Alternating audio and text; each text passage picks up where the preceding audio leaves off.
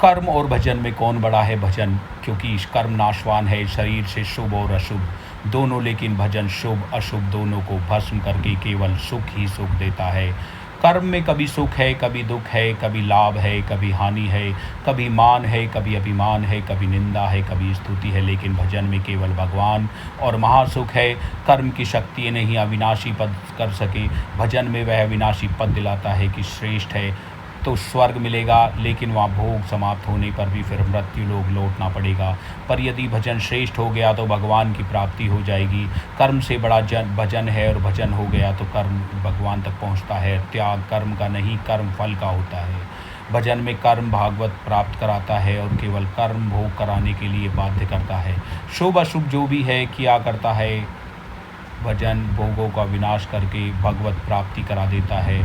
जब से सुख से महिमा से और स्वयं भगवान भी पूर्ण रूप से वर्णन नहीं कर सकते, इसीलिए भजन की बराबरी नहीं की जा सकती है। आपकी राय में क्या है? कमेंट करके बताइए और शेयर कीजिए।